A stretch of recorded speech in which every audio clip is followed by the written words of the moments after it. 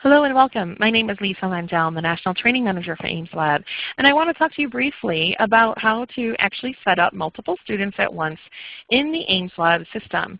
So I'm speaking about the current AIMSweb platform, the 1.0 platform, and I want to show you how you can enter multiple students on your Progress Monitor caseload in fewer clicks. You don't have to do them one by one. So the first thing to do is go to your Progress Monitor tab within your account. And typically this is someone who would be a classroom teacher and have Progress Monitor access available. If you don't have a Progress Monitor account, then you may not have the permissions available to Progress Monitor your students, and you'll want to talk with your AIMSweb account manager at your school or district to enable that for you. Okay, so once we're here, you can see I have a few students already entered into the system, and I want to add some more. So the first thing I do is click on Manage Students. To do so, I'm then brought to this screen where I have all kinds of students' names listed here across the entire school, and I'm displaying 200 students at once in this case. And as needed, I can click Next multiple times to scroll through the entire roster of students at my school. Now, hopefully by now when you're starting this process, your school or district will have done what we call a data import that matches the student information system data that you have in your schools with AIMSweb and imports those students, so you don't have to type in names manually. In fact, I rarely would ever recommend entering in individual names manually into your system because it can completely confuse the system with regard to multiple students who may have the same name, including if multiple people may have inadvertently added the same student to the database without including the proper student ID number and so forth.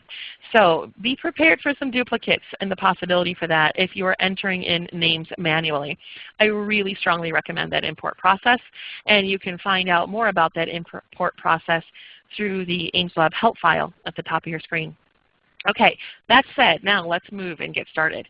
You can search for individual students' names by using anything from an initial up here, such as I could search across my whole school for a student with the name of M and M in their initials, and then I would find anybody in my school who has those initials, and that's an easy way to search, especially if you have multiple students across your system in your school.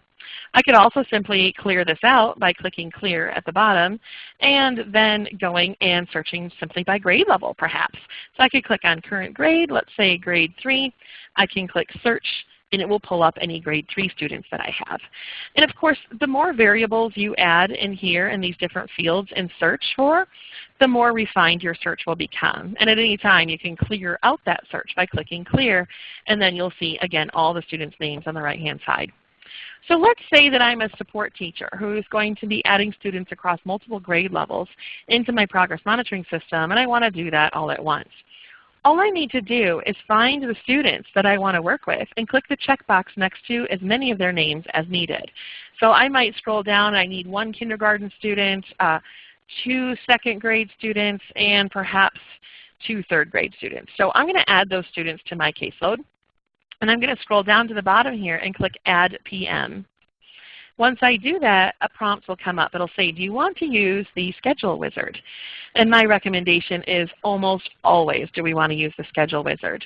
The only time the Schedule Wizard, which by the way is a tool that will allow you to batch process these students, the only time the Schedule Wizard really isn't as helpful is if you need to set up individual separate schedules for each student. And even then, I think starting out, you can add a bunch of students to your caseload partly and then finish them off individually. So let me explain how that works as we go along. So I'm going to click OK here. And now for each of those students that I check the checkboxes, I'm going to be adding the measures that I want to progress monitor them with.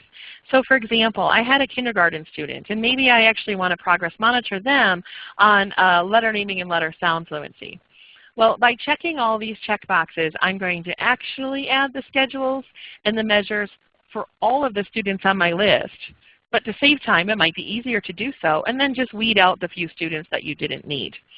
Alternatively, you could go in by student, add the same measures for as many students that share all those same measures needed for monitoring, and then go back and do the Schedule Wizard again for smaller and smaller of batches of students, depending on the measures that they share the need to be progress monitoring on. I'm going to show you the easy way though, which is just simply grab all the measures that they need and then click the checkbox. And so I'm going to say that they need reading curriculum-based measurement and also maybe MComp. So I've selected these measures and we're going to set up schedules for all those kids using these 4 measures. But for a couple kids, I'm going to weed them out because not everybody will need this, but I'm going to add it to start with. So I'm going to click Next. By the way, clicking Next will bring you into the point where we select the duration and frequency of the intervention measurement. And if you click Save, it stops the process here and every single student is set up separately. So typically I'll click Next if I think I can set up the same duration and frequency of progress monitoring for most of these students at once. And I'm going to do so here. So I click Next.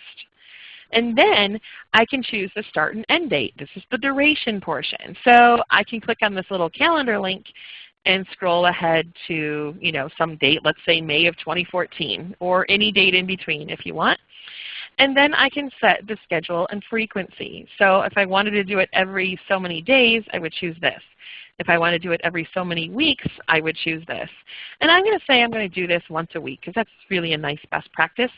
But I know, and myself personally working in schools, I know Mondays are typically a bum day to test students because they come back to school from all kinds of things that happened over the weekend, and it kind of takes a little bit of time for them to plug back into school. So I'm going to say Wednesday is a good day for me to test. So this particular portion of the system will allow you to tell the computer or the software to prompt you to test every Wednesday once a week. It doesn't mean you have to, and it doesn't mean you can't test on a Tuesday or a Thursday if that worked better for some reason. This is just the reminder system, but it doesn't mandate that you only do it on that day. Okay, so then the bottom part is this periodic reviews piece, and you can play with that on your own, but it's a system by which you can set up to record additional notes and progress towards goals if you want to. All right, I'm going to leave that alone for today, but I'm going to click Save. And now, at this point, what I've done is I've added a whole bunch of new students to my caseload, and now individually I can go through at this point and do their unique survey level assessment baseline and goal score process for students.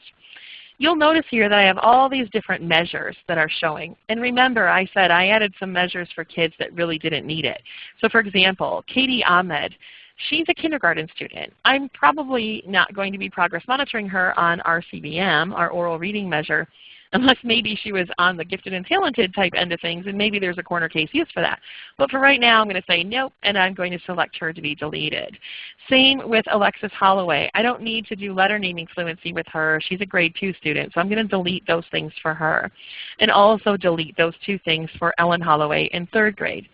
So once I do so, and again, I can delete any other unnecessary cases that I need at this point because I haven't entered any specific scores for those students. It's not a student record yet. It's just kind of a mistake, if you will, and you can delete that out early before there are student scores attached.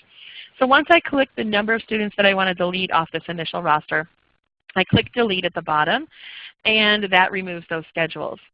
Please note that you should never delete a schedule that already has student scores and data in it. That becomes part of that student's record, and you can file that information away, but you should never delete it. So for example, if you wanted to file that information away, you could click on the checkbox next to a student's name, and you could click File, and that will file that case away for a rainy day. To pull those filed cases back up, I go to one of these filed folders here and click, for example, 2014 filed, and then I will see any cases that I've filed in 2014. And in this case, I don't have any data entered for these students, but if I did have graphs and things available, and let's say that student was dismissed from intervention or special ed or maybe moved to another school, I would file that away because you never know when you need that information again, but I would never ever delete it. Okay, to go back to my main view, I just go to the active schedules, and I refresh, and I'm brought back to the main view. And that's how you enter multiple students at once into a Progress Monitor schedule using the current AIMSweb platform. I hope this is helpful, and I wish you success and your students success. Have a great day. Thank you. Please stand by.